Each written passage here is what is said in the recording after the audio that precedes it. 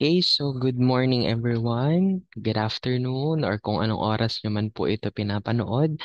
No, we will continue our discussion doon po sa ating chapter number 4 which is data structures. Last meeting na-discuss ko yung different data structures such as string, listing, no, and ngayon akin pong i-discuss yung part na po ng dictionary.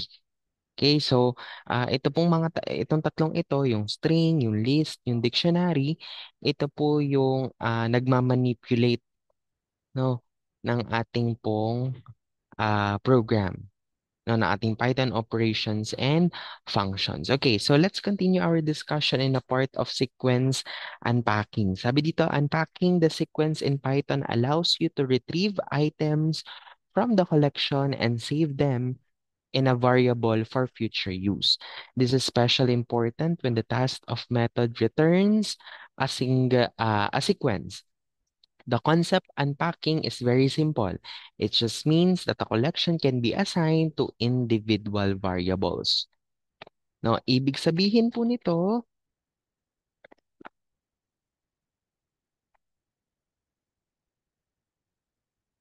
no, pag sinabi po nating sequence unpacking, no, we are splitting a collection of, let's say, list or a tuple into individual variables. We are unpacking, 'di ba parang pag tayo ay nag-unbox, nag-unpack ng gamit sa isang box, no, may mga laman yun sa loob, ina-unpack natin or ah, inilalabas natin into individual variables. Yun pong ibig sabihin ng sequence for unpacking.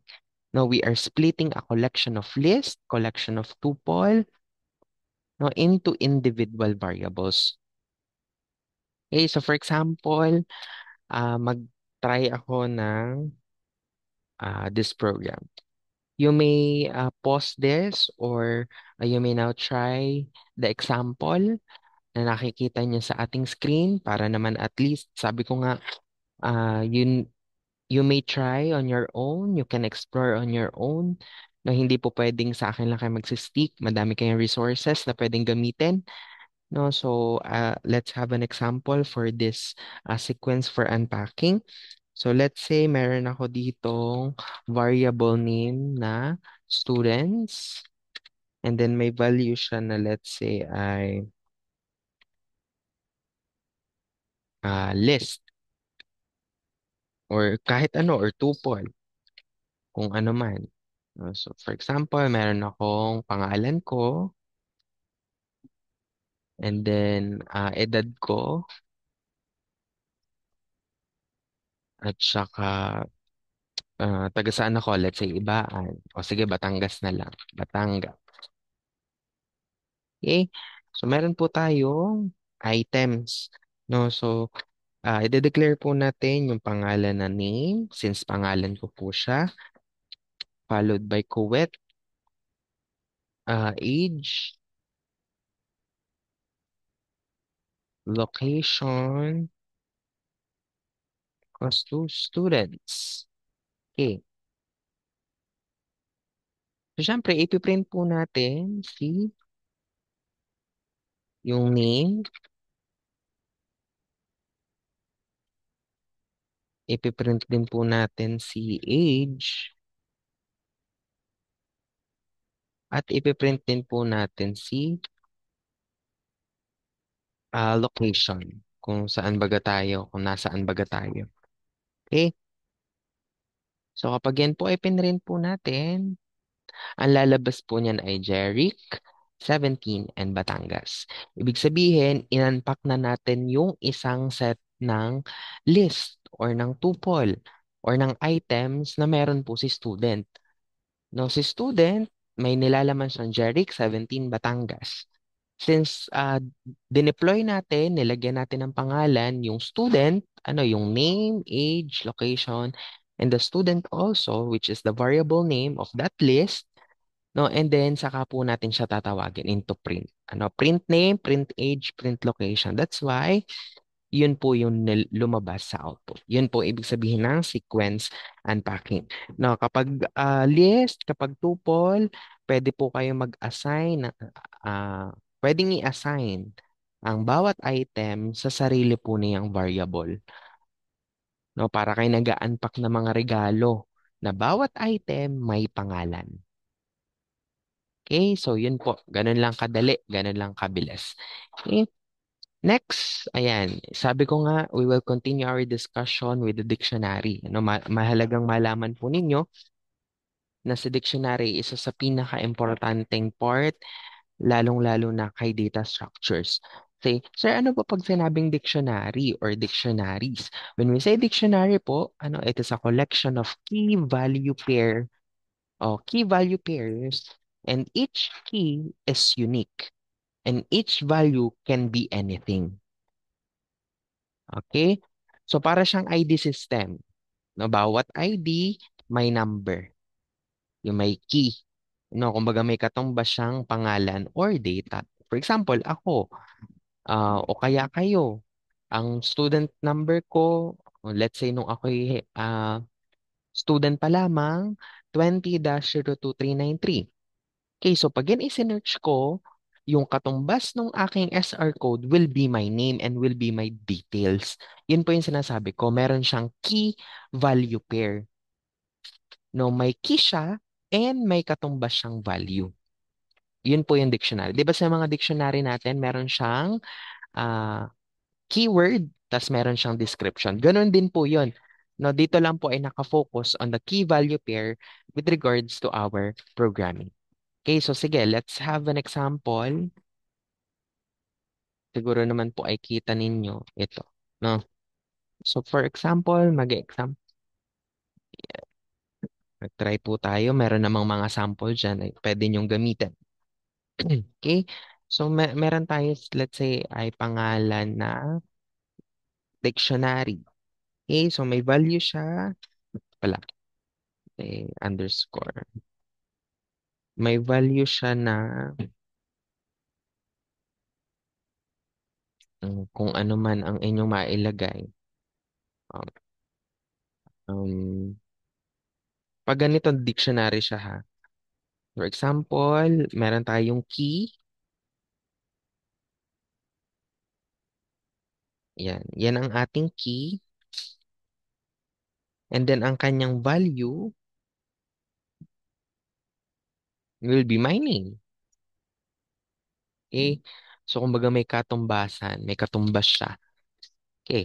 So, next, we have here the, um, ano ba? Age.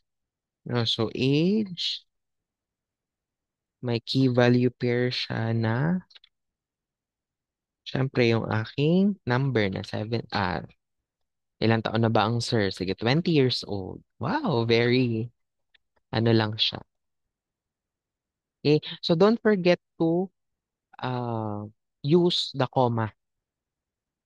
No, yung comma diyan kasi yan yung nagse-separate no pa sa each dictionary, each key value. Okay, next ay taga saan? Sabihin natin ay location. O location, tapos don't forget the colon, and kung taga saan ako, taga saan ga ang sir, let's say Batangas. O Batangas.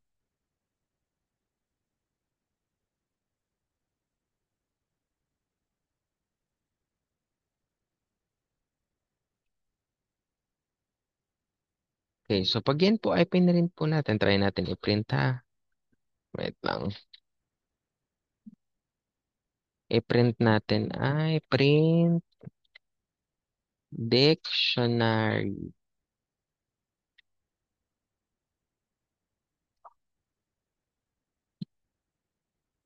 So, na-print natin.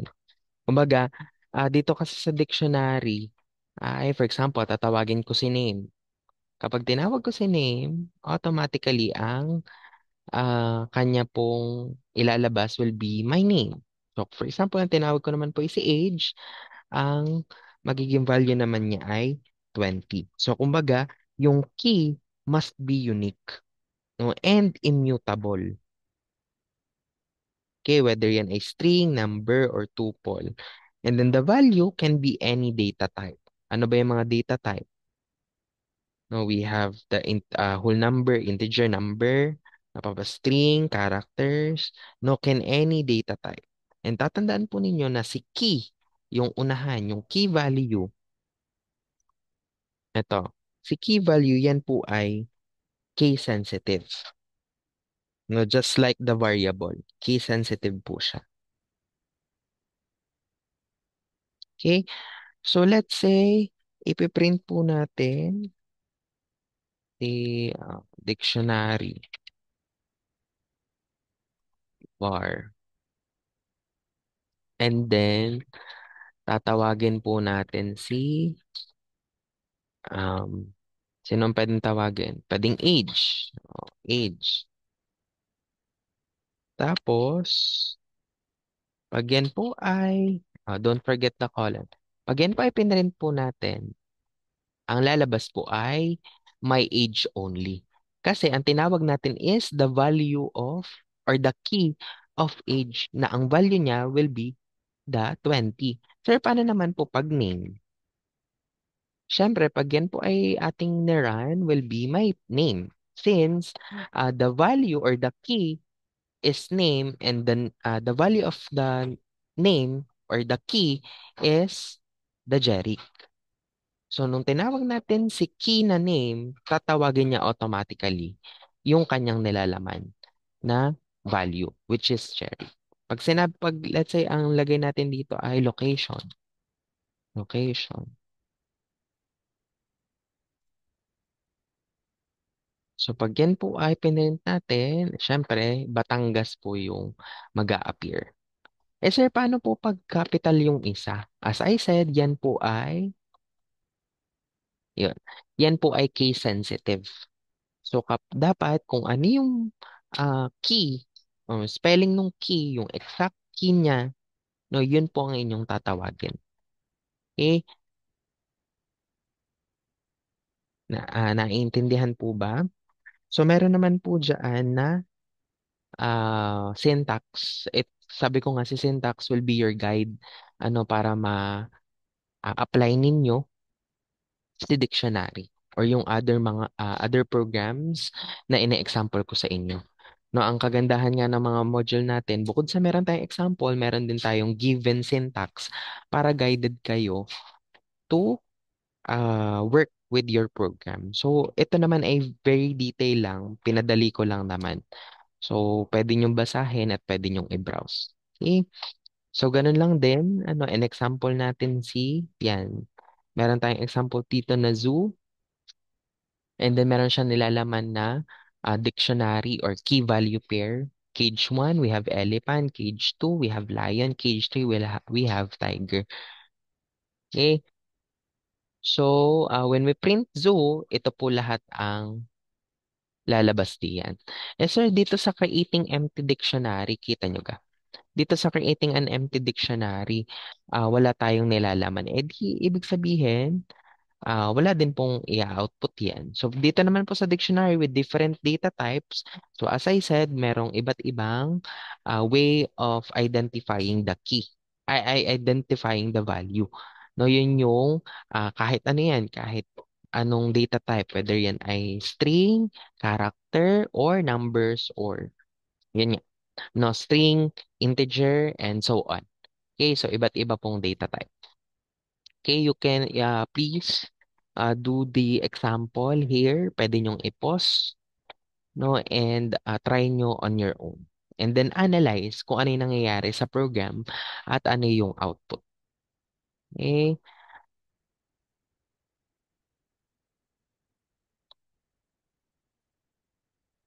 Okay, so let's have here the built-in functions in dictionary. So meron tayo ditong dict or DICT, open and close parentheses. Ito po yung function natin where we build our dictionary or from a list of tuples. So meron tayo ditong examples. No, you can try it also and then analyze the output. Okay, so we have here the len. or len, open and close parenthesis, ito naman po ay ginagamit natin for uh, counting or for identifying how many key value pairs ang meron ng isang uh, list or isang dictionary. No, so for example, meron tayo ditong January, February, and March. So ibig sabihin, binilang lang niya kung ilan pong key value pair ang meron si month underscore dic, which is tatlo. No, we have 1, 2, and 3. Okay, ganun lang yan. Next, we have get. No, it retrieves the value by key, no, and can return the default if the key is not found. Okay, so sir, ano po ito? Ito naman po ay yung way para malaman po natin yung, let's say, value that is not present. Okay, so for example, gumamit tayo dito ng get. Ibig sabihin, kinuha po natin yung value ni key 3. So that's why, no pinrint po natin at kumuha tayo ng get, we are getting value from the word itself, get. No, kinukuha natin, ine-extract natin yung specific key at specific value based doon sa get function. So, nung ginawa po natin si get function and nilagay po natin is 3, which is ang value ni 3 sa dictionary will be mar. So, that's why mar po ang lumabas. And sabi ko nga, pwede kang gumamit ng get, no? Sir, paano kapag ang value or the key is not belong or is not presented doon po sa ating dictionary? So, ibig sabihin, wala pong apply or wala pong lalabas. Just like this one, na ang kinuha po natin is the key 4. Pero, ang ating dictionary ay 1 hanggang 3 lamang. So, that's why ang output po natin is none. Okay, so we have here the clear. No, si clear naman po ginagamit siya to delete all items, no, or all the key value pair from the dictionary. Ibig sabihin, let's say may nalalaman tayo dito na 1, 2, and 3 na may value na January, February, March, and gumamit tayo ng monthdict.clear. Ibig sabihin, pag gumamit tayo ng clear na function, automatically lahat ng key value pair na meron si monthdict will be cleared at kaya yung output niya ay wala. Ganun lang yun, clear. To delete or to remove all the items. Okay, we have here the pop. It removes the key from the dictionary and returns its value. The default value is returned if the key is not present within the dictionary. When we say pop, no, inaalis daw po natin yung key at ibinabalik po natin ang value. Okay, so for example, uh, just like this one, no, sabi dito, i-print daw natin si month, date, i-pop or palabasin si tree, no? Kaya si Mar po ang ating pong pinalabas. Kasi yun po yung ating tinawag, pinapop. Ano, in-return yung value. Okay. Sir, paano naman yung ano, as I said, pag hindi presented, hindi present doon sa dictionary, uh, the system will print the key not found. Ibig sabihin, hindi po nila nahanap yung key na inyo pong gustong ipop or palabasin. That's why nung dito, print month pop 4, and then may quotation, and then the output. No, yung output na key not found, yan yung nagsasabi kay sa atin, kay system, na wala pong ah, list or key na nahanap doon po sa dictionary. Okay, wag malilito ha. Next, we have here the keys, or we are returning all the keys. Ibig sabihin, so kung meron tayo dito, ah eto, month, week, we have the Jan, 2, and March na may January, February, March. And kukunin po natin or ipiprint po natin yung mga key value. Ibig sabihin, palalabasin natin yung mga key nung nasa dictionary. Ibig sabihin, yung 1, 2, 3, since it is the key. ano yung nasa baba na um, example. Same din naman, pero gumamit tayo ng kumbaga loopings. Meron tayong for. No, gumamit tayo ng for function. So, for key in, month, the keys, print key. Ibig sabihin, nakanumberize na yan into looping. So, for example, 1 ang unang lalabas, 2 ang sunod, 3 ang sunod. So, lahat po yan is key value. Walang pinagkaiba. No, pinagkaiba lang way of printing, way of identifying, or way of making it appear for your output. Okay, we have here also the values. The values naman, we are returning all the values. Kabaliktaran siya ni keys. Kung si key, ang palalabasin lamang will be the key value. Dito naman po will be value lang. No? So kung kanina 1, 2, 3 which is the key, dito naman po ang palalabasin is the value. No, that's why si Jan, si Feb, si March ang nag-appear. Okay, same goes this and that. Okay.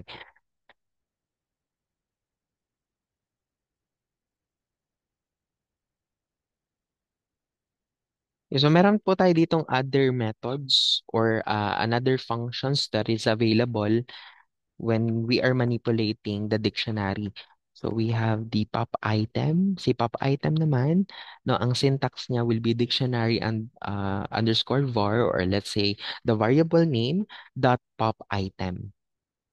Okay, sabi dito, it is used to remove and return an arbitrary tuple pair from the dictionary in case the dictionary is empty.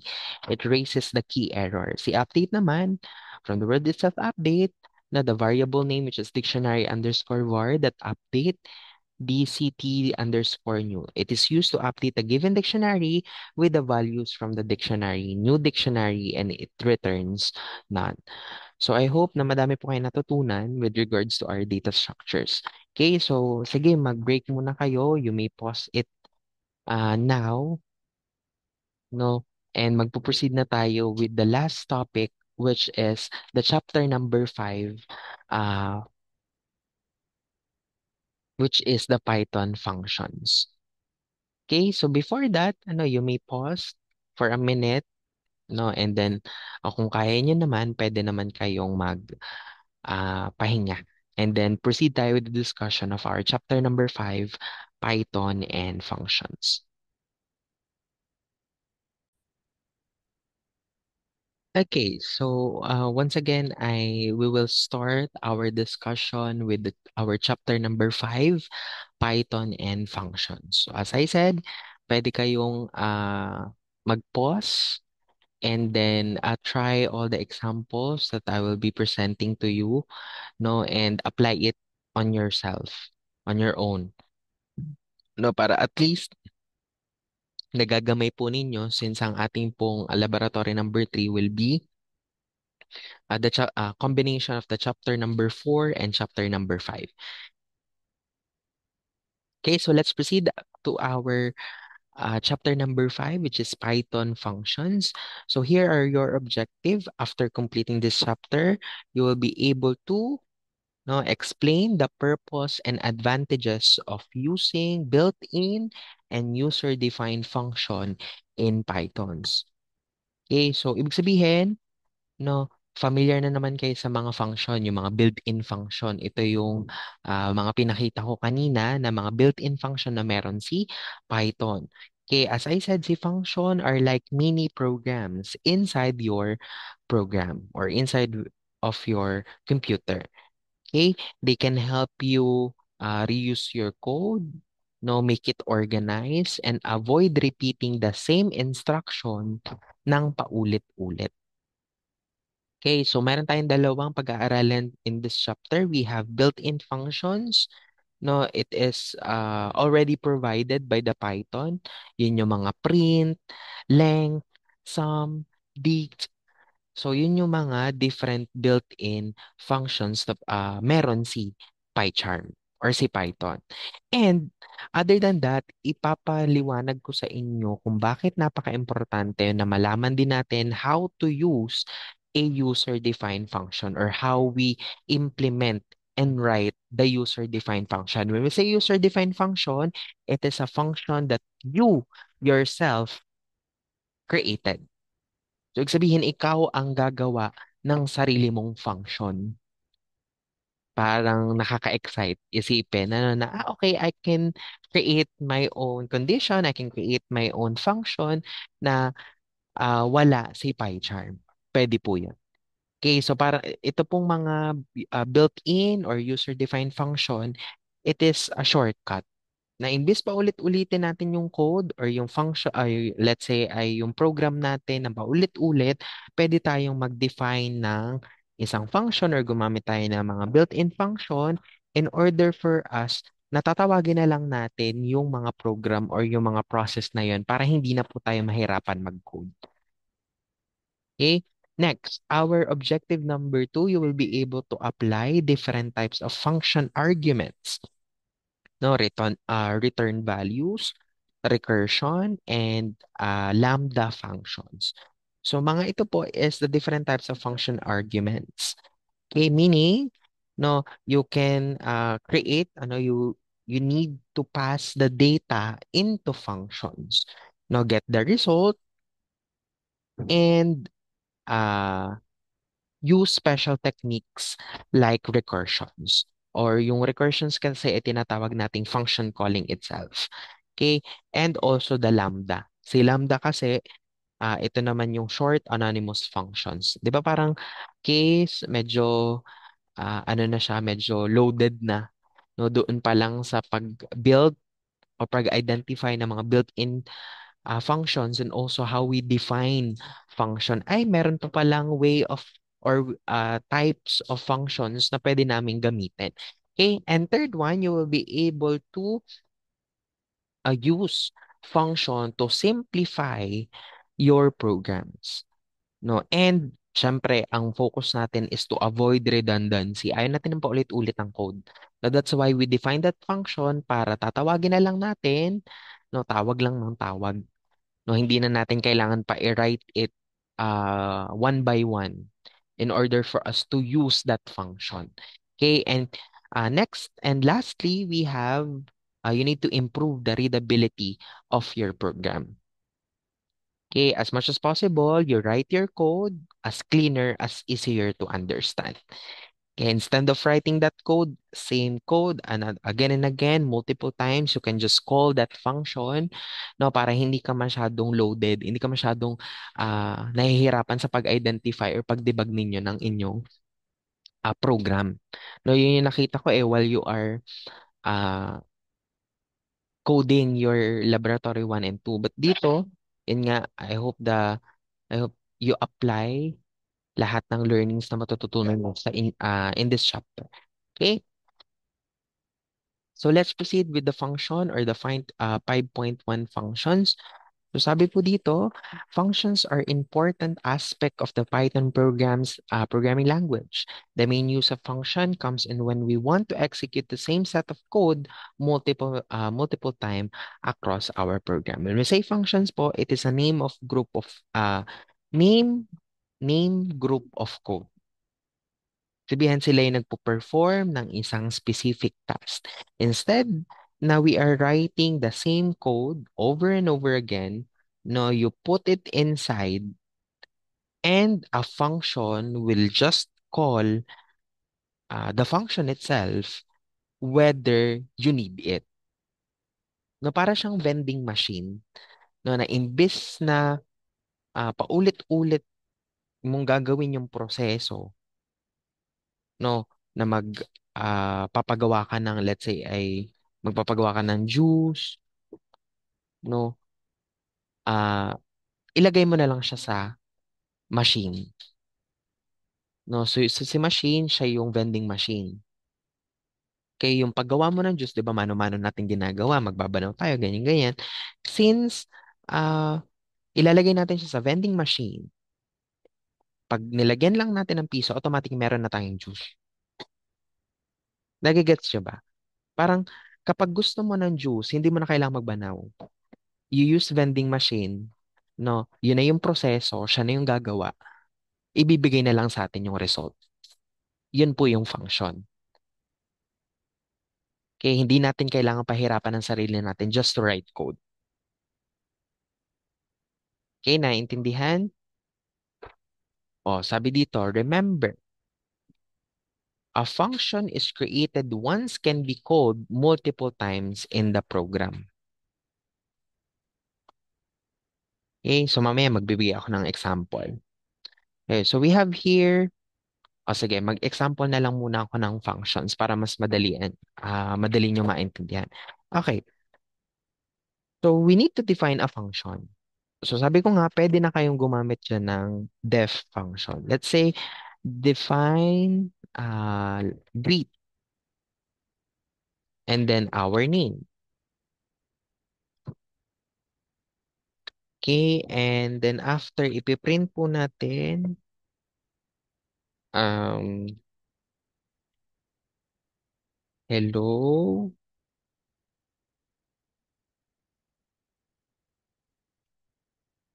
Kuwait, and the name.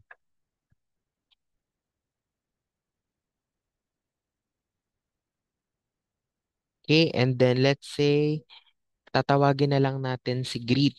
Greet, Jeric. Greet, Baet. Owan. Greet, Baet, O2. Greet, Baet, O3. Yan. So, ibig sabihin, dinefine na natin si greet na function, and we also plus, or we also add the hello additional word. So, for example, gumamit tayo ng greet, greet, greet, greet. Pag yan ay pinrint po natin, yan, bakit wala?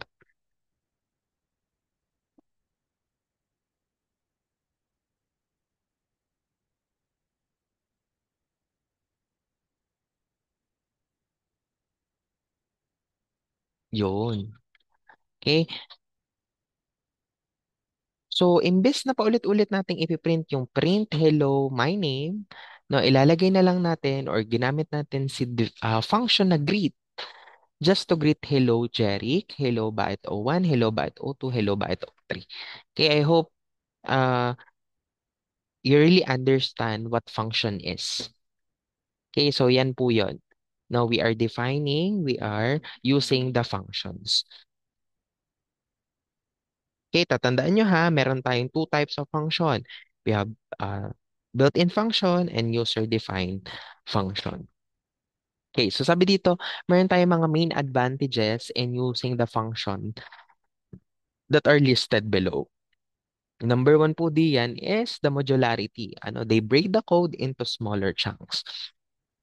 Okay, so para kumbaga hinahati-hati natin yung trabaho para mas madali po nating maintindihan ang let's say, ang program. Okay, yun po yung modularity or advantage of using functions. Second, we are avoiding redundancy. No, ayaw naman kasi natin gawin na paulit-ulit natin gagamitin or i-code or i-write yung set of code multiple times across the programs. Parang medyo, masakit na siya sa mata kasi redundant na. No, and then we use function para hindi masyadong masakit sa mata yung paggamit natin ng ah, program.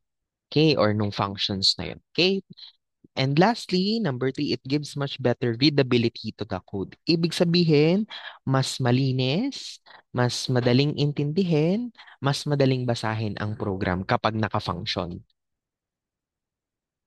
Okay? Kahit sabihin nyo naman na yan, na medyo hindi naman okay or hindi naman pangit naman, pero madali na siya or kumbaga mas malinis siyang tingnan. Okay, tatandaan nyo ha, ang function ay para sa reusable tool. Para siyang reusable tool. Okay, isang beses mo lang siyang gagawin, pero pwede mo siyang tawagin ng paulit-ulit. mas malinis, mas mabilis, at mas madaling intindihin ang code kapag naka-function. Naintindihan po ba? Thumbs up nga. Sharing. Nanonood nga pala kayo. Hindi kayo makapag-react sa akin. Okay, next. Bukod sa function, meron tayong tinatawag na built-in function. Ito na yung pinapakita ko kanina. When we say built-in function, no, it is a function. Built-in function are functions that are already available in Python and are intended to be used to perform some specific task. Some of the built-in function are linked with modules. A module is a simple Py file that contains a few functions intended to perform some task. Here we'll study in the detail some of the built-in function. So, meron tayo ditong type conversion. Yung when we say type conversion, no, ito yung can convert another data into another. So ito yung na-discuss na naman nung chapter number 2, no, and yung table below na nakikita niyo diyan, yung number 1 to number 7, no, here are the additional data types for function that is useful kay program. Okay, tatandaan nyo ha, pag sinabing built-in function, these are the ready-made function in Python. You don't need to define themselves. No, you just need to call them. Now, some are linked to modules, especially Py files with extra functions. And number one dito sa ating type conversion will be the word open and close parenthesis. No, dito naman, it is used to convert a character into integer. Ibig sabihin, yung letter, no, for example, A, no, it will be convert into, let's say, 65. Tatandaan nyo ha, si Python ay gumagamit ng conversion na ang value ay galing sa ASCII. No, so kung isa-search niyo yung ASCII value, no, each character meron siyang corresponding number or corresponding integer. That's why we have here the ORD. No, ibig sabihin, we are converting the character into integer. Ito namang si hex, it is used to convert an integer to hexadecimal string. Sabihin, for example, um, familiar ka sa hexadecimal, yung may 0 and then the letter. For example, OXFF, yun yung, anong number yun? 255. For example, ay 16.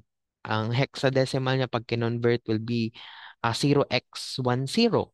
No, kumbaga we are converting the whole number, the integer, to hexadecimal string. Okay? We also have the oct, or it is used to convert an integer to octal string. Now, familiar ba kayo sa octal string? You may try it also, know how to use this converter. Basta, uh, yung octal base system ay naka-base to 8 system. Kumbaga ginagamit siya sa mga low-level programming. Okay, we have tuple. Familiar na kayo kay tuple. We are converting into tuple. No, yung function, it's to convert tuple. Okay, list pa din siya, immutable. Pag set naman, it is function it is used to convert iterable to set data type. Alam niyo na yan, na-discuss ko na yan kanina. Si listing naman converts data type into list type. Yung dictionary naman, it is used to convert tuple of order, yung key value into dictionary. So, yan po yung mga examples ng type conversion na usually ginagamit kay program. And yan pong mga yan is under the built-in function. All of this function, it is a built-in function na meron po si Python. Naintindihan po? Okay, so meron tayo ditong mathematical functions. Now, when we say mathematical function, it is also a built-in function. No, it let us perform math operations quickly. Na imbes na we are implementing or we are writing code just for mathematical operations, pwede tayong gumamit ng mga built-in function, specifically in mathematical operations. Kasi meron tayong mga built-in functions. Kaya ang mga ito yung mapadali natin mapadali yung pagpo-perform natin ng mathematical operations ng mas mabilis. Ano, hindi na natin kailangan mag-import ng kahit anong basics math just to no, just to get the result of that uh, problem. Okay? Pwede din magkaroon dito ng mga advanced mathematics like yung sin, cos, log na meron tayo sa ating scientific calculator. Okay? So ito po yung list ng functions na meron po si Python. So meron tayo diyang max, min, po, round, and abs. Okay. So si max po, no, ginagamit siya to find the largest value, let's say, sa isang uh, list. Okay, ibig sabihin yung pinaka mataas yung value, pinaka maximum value or largest value na meron sa list, yan po ang tatawagin. That's why dito sa example, gumamit tayo ng max function. That's why ang binigay po sa atin is 3 since yun yung pinakamataas ang value. Okay, we have mean, kabaliktaran naman siya ng max. Ito naman yung smallest value ang hinahanap.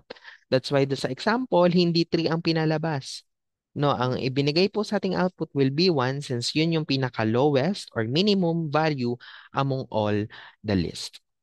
Okay, we have here the po, no, or yung tinatawag na power function. Sabihin, ginagamit natin to para makuha yung exponent, no? Yung x raised to y. No, for example, ito, gumamit tayo ng po or power, kumbaga mahanap yung exponent na 5, uh, 2. That's why output po natin will be the 5.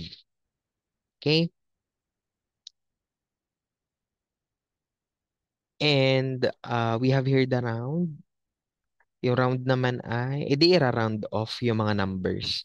No, kung familiar, tingnan nyo yung sample, meron tayo ditong variable name na num, na may value siya na 5.515342678. Ngayon, i-round off niya, gumamit tayo ng round function, that's why, gagawin po siyang 6. Kasi naka-round off na eh. Okay? So for example naman, print round, tapos num, and then may number. Ibig sabihin, hanggang 3 decimal places. Okay, so that's why 1, 2, 3. Tatlong decimal places. Ni-round off natin yung ganun kahaba into 3 decimal places. Naintindihan po? Naintindihan. Next, abs or yung ginagamit natin to get the absolute value. Okay, so let's say meron tayo dito -5.3. No, ibig sabihin, gagawin lang natin siyang non-negative.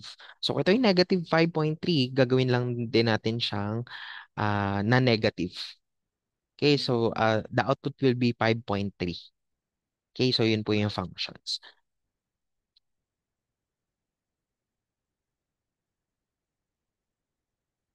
Yan.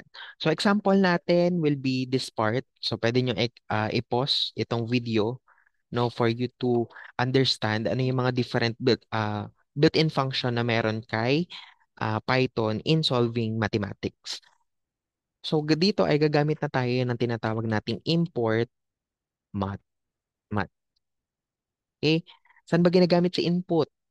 Si import. Sorry. Si import po ay ginagamit to import a module.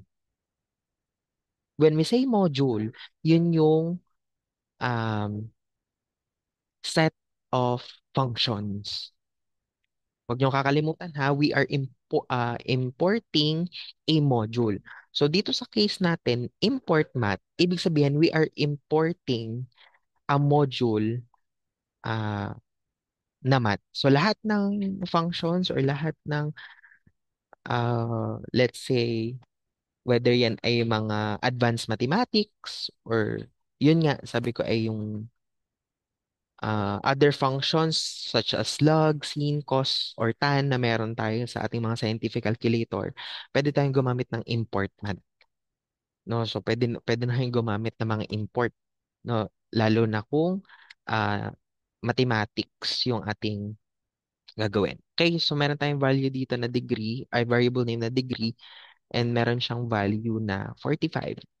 Okay, and then we identify the angle, and then the value will be the degree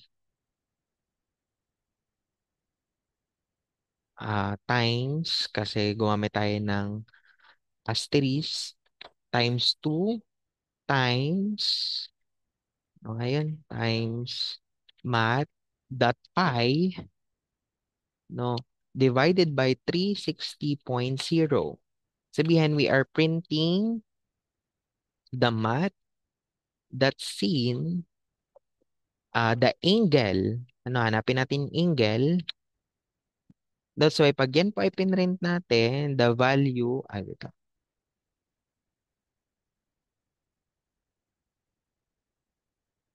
Ay,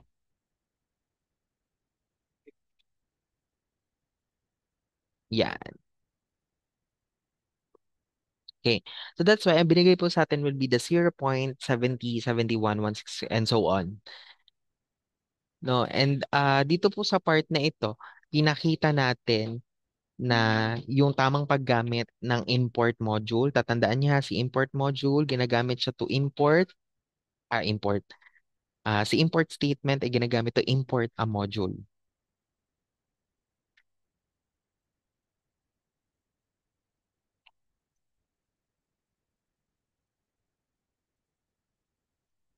Okay? So, ibig sabihin yung uh, value na angle, yung value na degree times 2 times math dot pi divided by 360.0. Ibig sabihin, nagkaroon tayo ng mathematical way, no, identifying the pi of the angle. Okay, so that's why ito po yung lumabas. Okay, naintindihan po? Okay, so let's proceed with the dir function. Si dir function naman, it is used to print the list of numbers of the object that is passed as an argument. It is a great function to learn and understand the function and capabilities of the object. Can also accept a module as an argument. No, the output of which list submodules function provided by constant variable, etc. Uh, Ganun din, ano, we import math, okay, para malaman natin yung module. Okay, so gumagamit tayo ng dir function para makita natin kung ano ba yung nilalaman nung import math or other module na meron po tayong kay Python. So for example, kasi hindi natin alam kung ano yung module or yung nilalaman ni math. So, pag yan po ay naglagay tayo ng import and then the math, ibig sabihin, palalabasin po natin si uh, the module o all the functions na meron po kay math. Okay, so we have dear math print.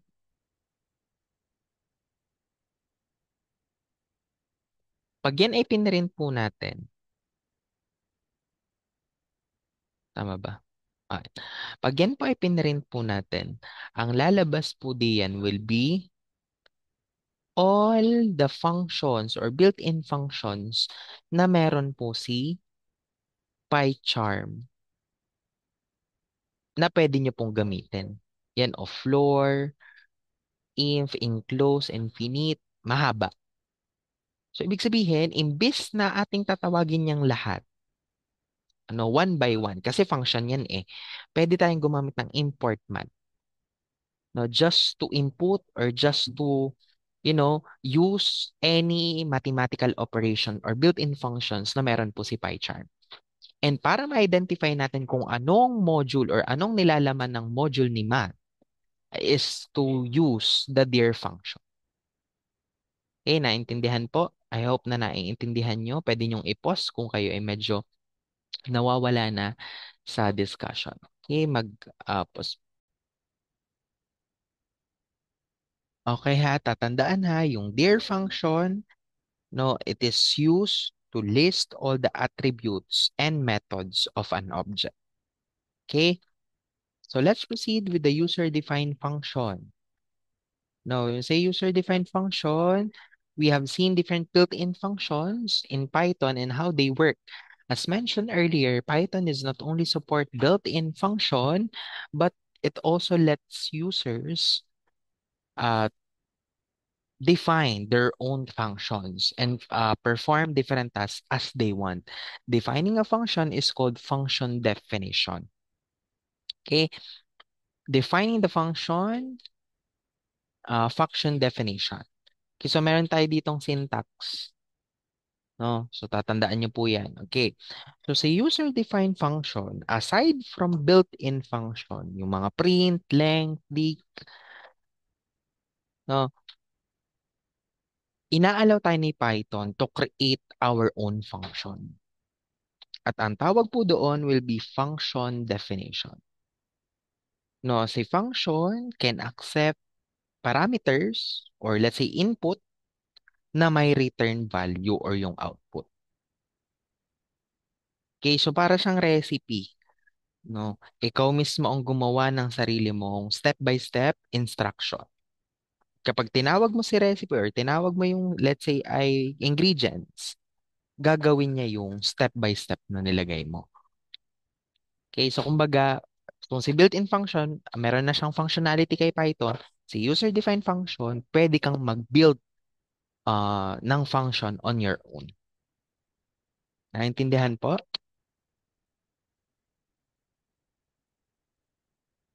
Okay, so meron tayo ditong defining the function definition.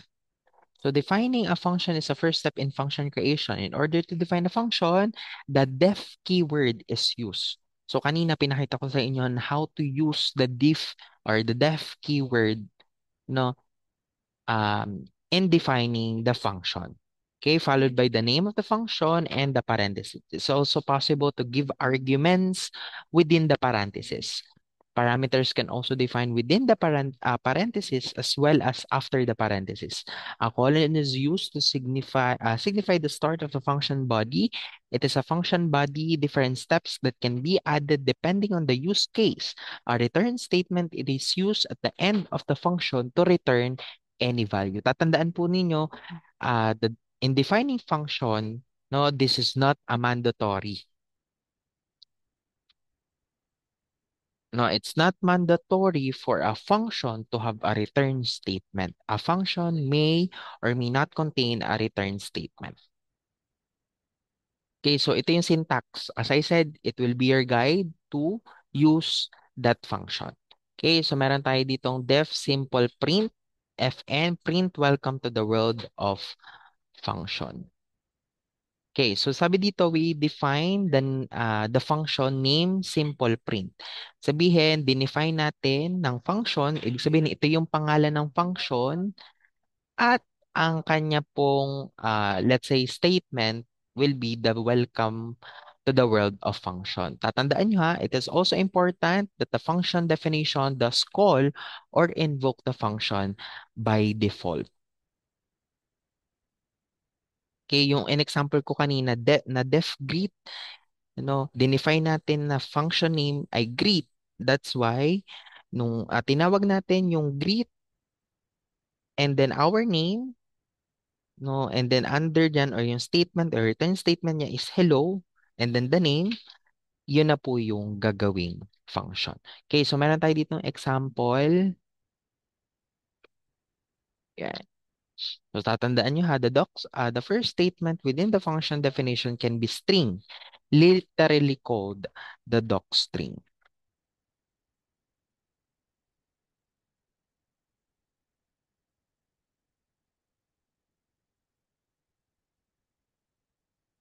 Okay? O, tatandaan nyo ha, pag sinabi po nating parameters, no, si parameters po, para siyang input sa function.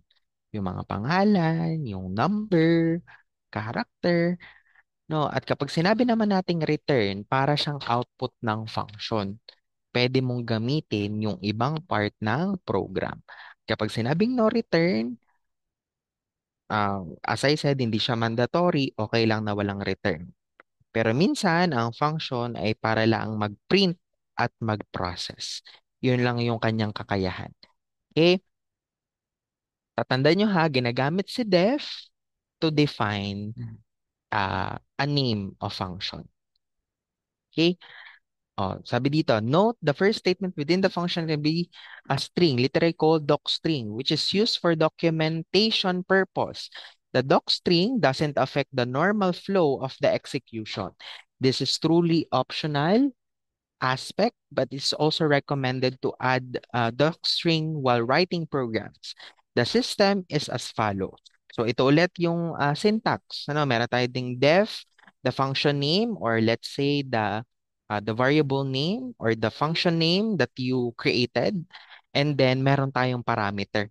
Ano nga ulit pag sinabi nating parameter? Si parameter po, yan po yung inputs para kay function. So, meron tayong parameter 1, parameter 2, or and so on. And meron tayo ditong single line docstring, multiple line docstring. Ibig sabihin, yun na yung mga strings na meron tayo. Ano? And then the statements. Okay, so tatandaan niya, it will be your guide to define function. Okay? Eh sir, paano po natin tatawagin si function? Okay? So see, in calling function, in order to execute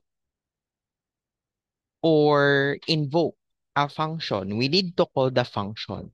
And the function call is a simple task. The syntax is as follows. So meron naman tayo ditong sample, sample syntax that will be your guide to use or to call a function. So we have here the function underscore name and the argument one up until argument n.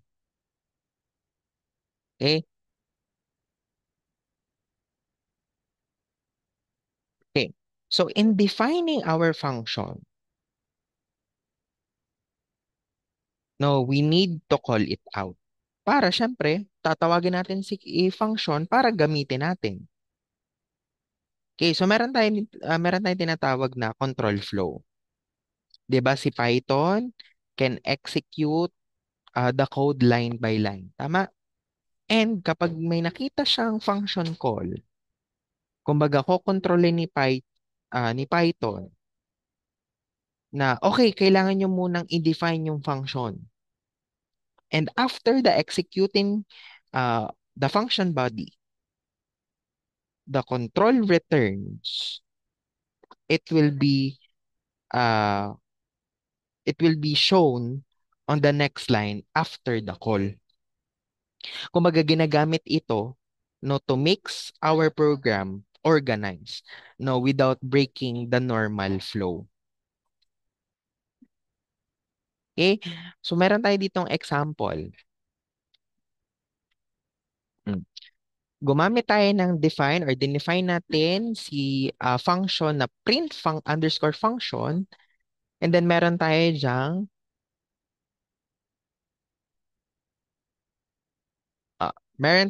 statement na print welcome to Python. And then the print underscore function, that will be the calling. The calling.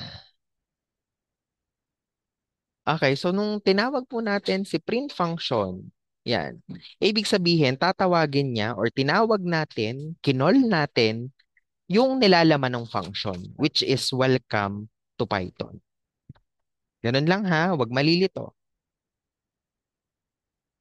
Okay, so mag-example natin na let's say magta-try tayo ng process na. May process na tayo in uh, mathematical operations. So let's say, ano natin to? Copy-paste natin para mas mabilis.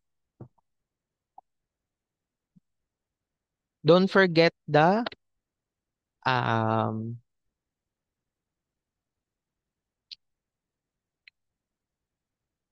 Don't forget the indentation ha. Kailangan yun. Asa na yun? Anong mali? Wait lang ha. Print. Identify natin yung problem.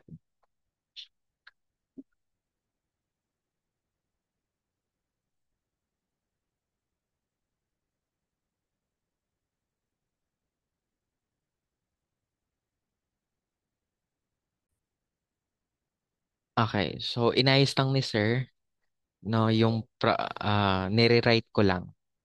So, tinype ko siya one by one. Okay, wala naging problem. Okay, so pag yan po ay ating nire-run, okay, so ay bibigay po sa atin will be find the sum of the two numbers. For example, nag-input tayo ng 10. Okay, pag enter natin, ibibigay sa atin will be 20. So, ibig sabihin, yung sum will be 30. Eh sir, alin dyan yung yung function? Saan natin ginamit yung function? Gumamit po tayo ng dinefine natin si addition function para nung ating ginamit siya, to process the code, no, hindi na natin siya kailangang isulat pa itong sum is equal to a plus b. No, we just use the addition or the function, no, na ginawa natin to sum. To kasi meron tayong return value eh. No, tatandaan nyo ha. Don't forget to use the uh, kapag magagawa tayo or magde-define tayo ng ating function. Okay, so for example, isa pa ulit. Now, for example, ang hinihingi sa atin ay 169 and then 184. And di ang sagot is 353. Oh. Excuse me. Okay? So I hope na naiintindihan nyo po yung mga example ni sir. Oh, sabi dito, note, it is not mandatory to give the actual and formal parameters different names. We can also provide the same names as they both are in entirely different scope and there won't be any collision. Okay, just like this example,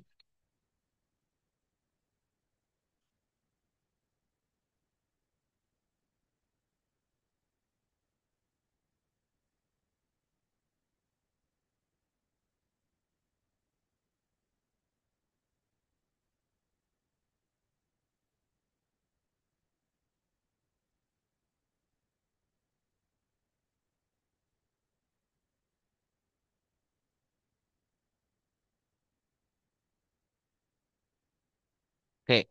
So, magte-try po tayo naman nung part na ito. So, for example, mag-enter tayo ng string na papasa ang bait student ko. Oh, then nakalagay po diyan or ang output will be the data entered by the user is papasa ang bait student ko.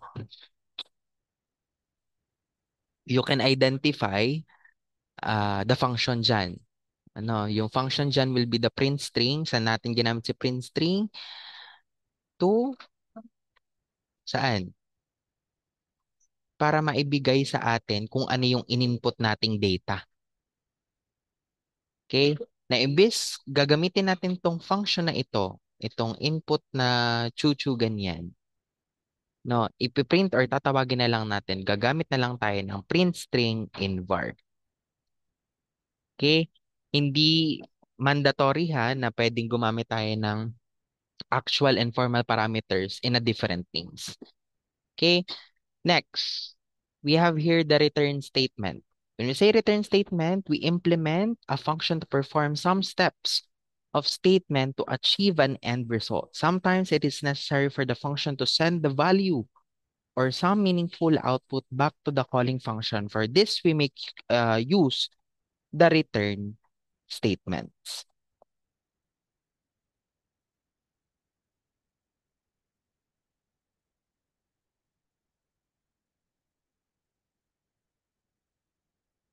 Okay, so sa return statement, it is a function that can send back a value or values to calling part of the program using the return statement. Okay, when Python encounters returns, it is end the function execution and passes the values back. Sabihin, kapag walang value na provided, ibig sabihin, si Python will automatically returns none. Okay, so tatandaan ninyo itong syntax niya. No, return, and then, uh, ano ang tawag dun sa ano? Sir, ano ang tawag dun sa arrow na ganun? Alam mo, less than is greater than. Yung, ito pa, hindi ko natanda. Arrow left, arrow right. Basta yun. Tatandaan niyo lang yung syntax. No? Return and then the comma separated the values. No, you can return one value or multiple value in a separated by commas. And multiple values are returned as tuple. Okay, let's say for example, mag-example lang sir. Mag-define tayo ng function, define input underscore str, and then mag-print tayo ng,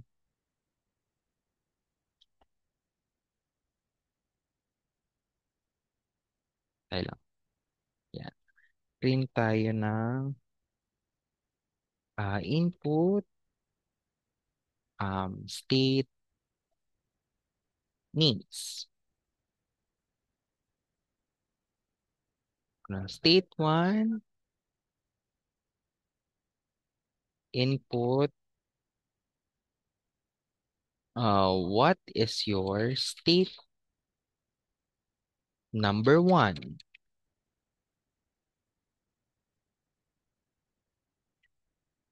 State number 2 naman, input, what, where na lang. Di pala, sige, what na lang. What state number 2?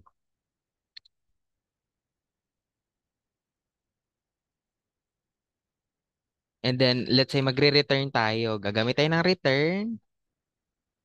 State 1, state 2. Yan ha, separated yan sa comma. Ibig sabihin, we are returning the two value, which is the state 1 at the state 2. Okay? Ngayon, tatawag na tayo ng ating, kumaga tatawagin natin si function. Okay? So, si S1, S1, S2, input underscore str, print, gagamit na tayo ng, pwede na kang gumamit ng F function. Wow! Pwede nang gumamit sila ng F function ba? Okay, the two states entered by by the user or let's say, ano nga yung curly braces? Yan. S1 and S2. Tama ba? Okay. Okay.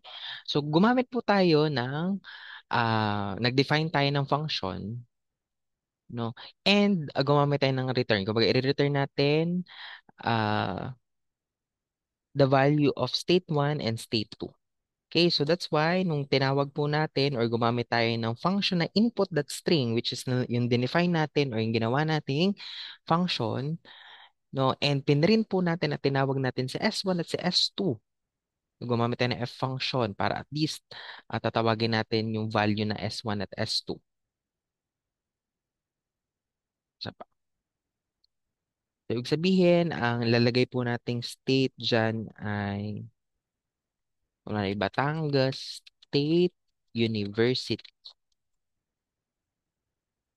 Um, the National Engineering Technology. Engineering Technology. Engineering University. Okay. So, pag yan po in-enter natin, lalabas po na the two states entered by the user are Batangas State University and the National Engineering University. Okay, yan po yung tinatawag nating return statements. Okay, kumbaga may output just like this one, this example. Okay, so naintindihan po ba? Oo naman, naiintindihan. Hala, mali. Okay, so meron tayong example. Ganun din naman. Example ko lang. Yan. So, pwede kayong gumamit ng print function or F function. Ang tawag po dyan is yung format string. And the string is required to format a names that is stated will be printed corresponding to the position of S1 and S2. Okay? Okay. Next tayo with the keyword arguments. So keyword arguments, until now, we have seen that the argument passed from the calling function and the parameter received at function definition should have one-on-one correlation. But this is not the only case. In Python, it is also allowed to mix and match the arguments passed. This is done by passing the arguments as argument uh, equals the value manner. This is called the keyword arguments. The order of the placing the arguments doesn't cause an error. In this case, all the keyword argument passed must match one of the parameters in the function definition. No parameter should receive more than just one value.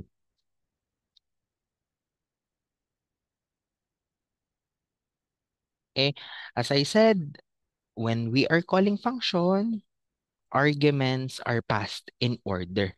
Kumbaga nakaposition siya. But in Python, you can also pass argument using the format. No, yung format na parameters is equals to value. Ang tawag po dyan ay keyword argument.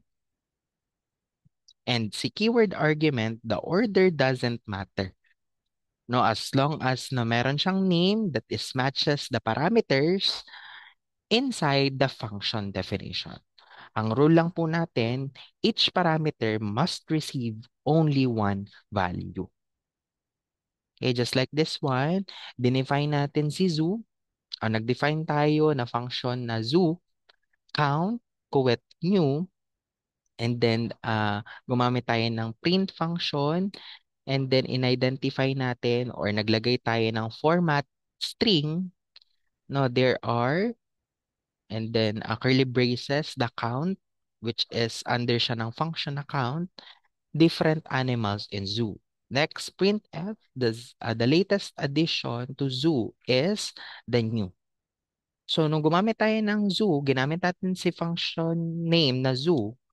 And then, open and close parenthesis, inside that will be the new is equals to the zebra, kuwet, the count 5. That's why, nung nag-print po yan, ang magiging output po ay there are 5 different animals in zoo. The latest addition to zoo is zebra. And I want you to analyze the example and give it a try, no, for you to really understand how to use an arguments. Okay? So, wag lang depende kay sir. Okay, so madami kayong resources for you to really understand that uh, part of the function or the keyword arguments that are used. Okay? Next are default arguments. When we say default arguments, in some cases, we might have a default value that we want to assign to the variable. Doesn't come from the calling function. In such cases, default arguments in Python come handy. here can give you a default value to formal parameters. And even though the argument is not passed during call or invoking the function, Python does not show an error. Instead, it takes the default value. So mayroon akong sample dito.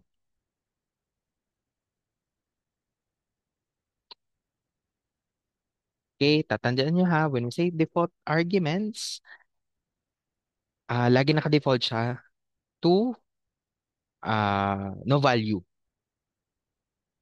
Okay, so for example, ito yung sample code.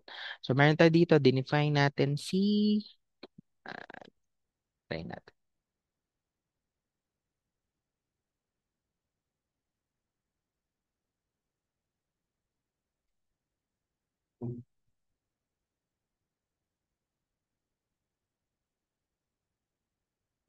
Okay, so as you can see, naka-default na yung arguments, no? And define natin yung function name na emp underscore details, okay? And then meron siyang name, comma salary is equals to 25,000. And then ipiprint natin si name, then tatawagin natin si name actually, and then the salary, another salary, and then gumamit tayo ng emp details, yung let's say Barat na merong 3,000 na salary, yun yung pagtawag natin ng function number 1 at si emp details na Suresh no na meron siyang value or default value na 25,000 no. Kumbaga ito yung default arguments na kapag wala tayong dineclare na value no, magiging default siya. So, nung makikita ninyo sa sample, yung si Barat na meron siyang 30,000 na which is dinefine natin, no? And si Surish na wala siyang kasamang value. That's why ginawa ni Python is ginawa niyang default. Default na galing kay fdetails which is the function. Okay, naintindihan po? Oo naman. Okay. Next, pwede nyo siyang itry. Okay, dito na tayo with the variable length arguments. We say variable or default, sorry, variable length argument. Sometimes when you write a program, it is not always known how many numbers of arguments it will have. Sometimes are not sure of how many arguments will be passed to the function. There's an uncertainty and we can create the definition with the uncertainty because we define the function expecting 4 parameters and we only receive 3. Then Python will throw an error to tackle such a scenario. Python also has provision for a variable length arguments. The provision in that function definition, we can use an asterisk before the variable that will hold the number of arguments together. Here, asterisk arguments in function definition allows you to pass a non-keyworded variable length tuple arguments list to the calling function. So the two asterisk args in function definition allow you to pass keyworded variable length dictionary arguments that is least to calling function. The args must come after all the positional parameters must be towards end. Note, non-keyworded variable arguments are received as tuple and keyworded variable length arguments are received as dictionary. The names args or kwargs are given for representational purposes. It is not mandatory to use the names while coding. Okay, as I said, si variable length arguments, minsan kasi hindi natin alam kung gaano kadaming arguments ang kayang let's say ay ipasa or ipass to a function. If we fix the number of parameters, Python will throw an error if the call doesn't match. Okay? So meron tayo ditong syntax. Syntax will be def, the function name, and then open and close parentheses. Inside that, we have the uh, braces, formal underscore args, followed by the comma, and then the variables, asterisk variables underscore arg tuple, separated by the comma, and then the keyworded variable args tuple. Okay, so meron tayo ditong function docstring, and then function underscore the body, and the return expression. So, ayan po yung mga syntax na pwede nyo pong gamitin. So, for example, oh, try po natin itong sample na to.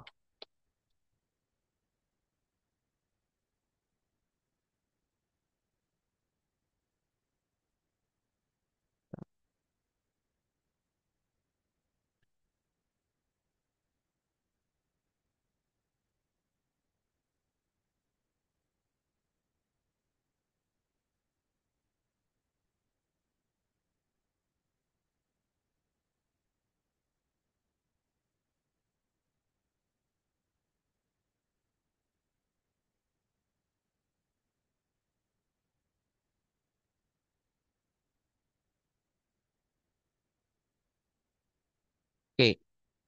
So, dito naman ay, kumbaga, nalaman natin yung variable length ng arguments. No, yung print values, no, meron tayong default dyan na x. Okay, x, and then the tuple.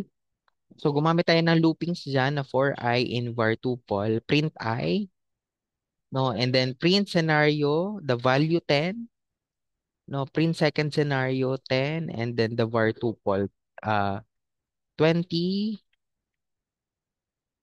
20, 30, 0, 50.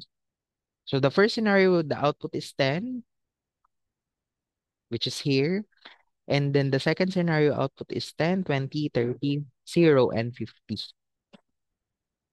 Okay, so I hope yan po yung tinatawag nating variable length arguments. Si args po, asa na yung si args dyan? Ayan, ito. Si args po, siya po yung nag-accept ng keyworded arguments like yung mga tuple. Okay, at yung quarks naman o yung dalawang asterisk, nasa na yung dalawang asterisk dyan? Ito ata yung sample lang nung ano. Okay, basta yun.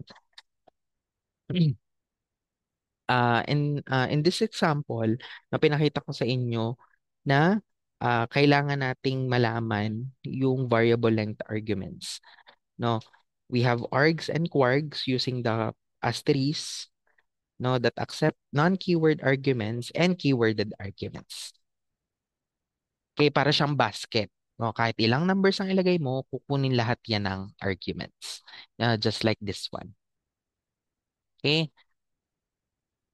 Yan. But when we say recursive naman, recursion is a process in which the function calls itself directly or indirectly.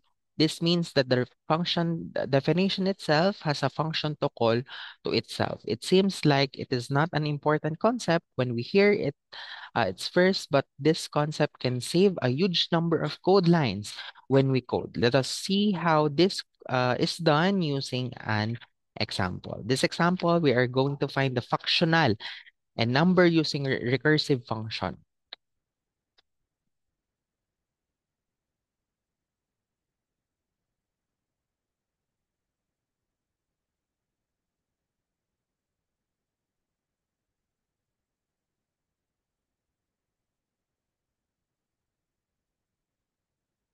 Okay, so in this part, yung tinatawag po nating recursion is when a function call itself directly or indirectly.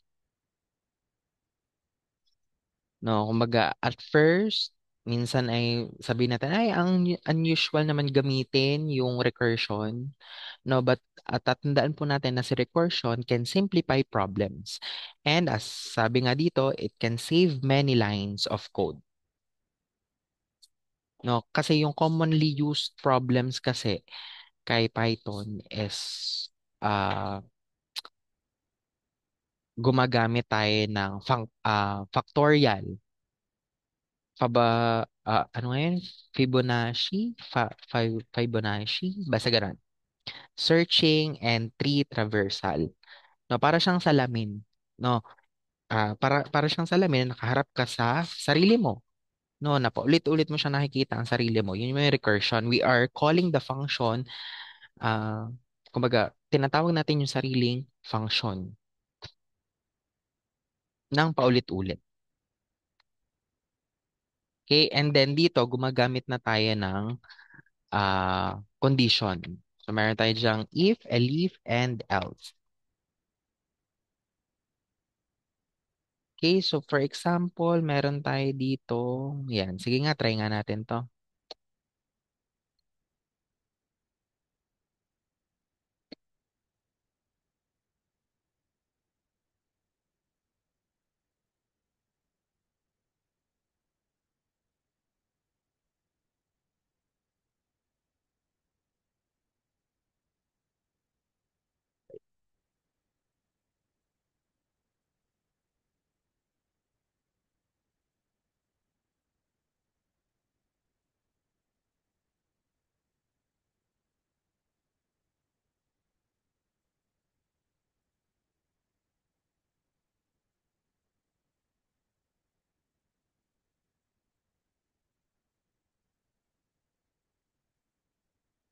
Okay, so as you can see on the example, ito po yung tinatawag nating recursive.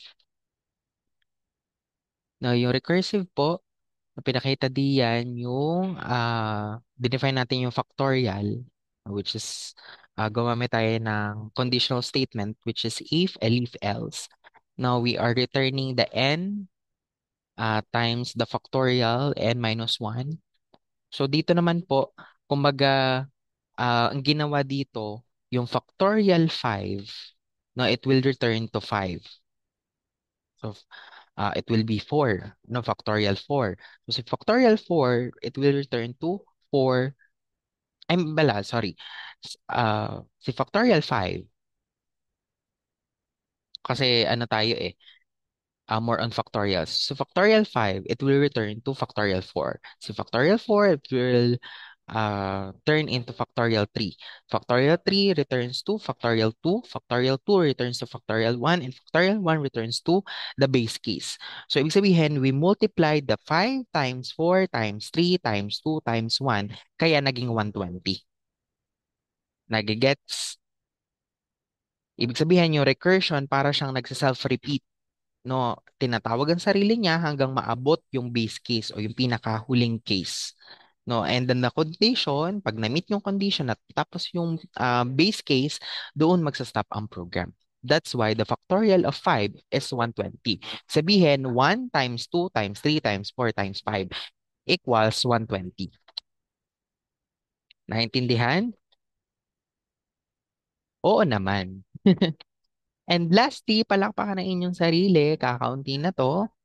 No, you may use or you may back read or pwede kayo mag-advance reading regards to this chapter number 5 kasi nga hindi po pwede na sa akin lang kayo nakadepende no madami kayong resources.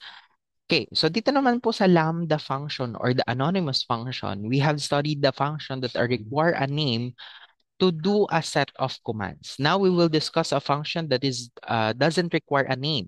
It is called lambda function. Lambda function are anonymous. Anonymous function used to keyword lambda. A lambda expression evaluates a function that has single return expression as its body. Assignment and control statement are not followed. Lambda expressions are limited. They are useful to do one-line function operates that evaluates return single expression. So yan na naman yung syntax. As I said, pwede nyo siyang gamitin. Uh, it will serve as your guide. Kaya ano nga ulit yung lambda function? Ito yung function without name. Kumaga anonymous. Uh, si lambda also define that use the keyword lambda.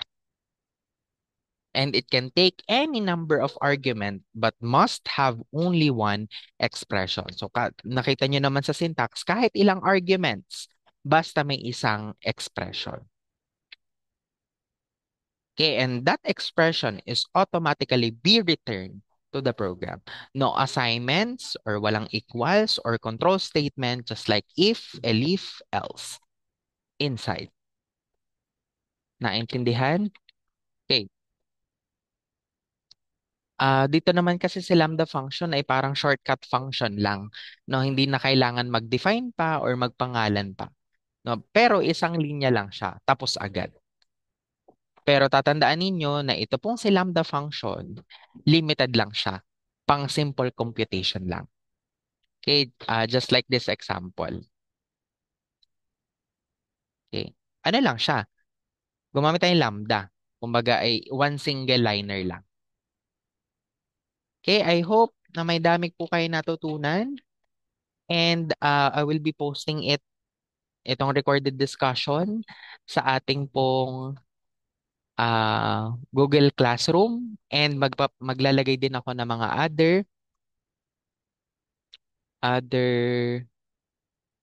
tag dito other other videos na pwede nyong matutunan to further understand ang ating pong Python function. If you don't have any question or clarification, or you may drop it sa ating Google chat box para at least ay ano kayo, masagot ko kayo. Okay, so that's all. Ingat. God bless. Bye-bye. Good luck on your laboratory number 3 at ang inyong final exam or final project. Bye-bye.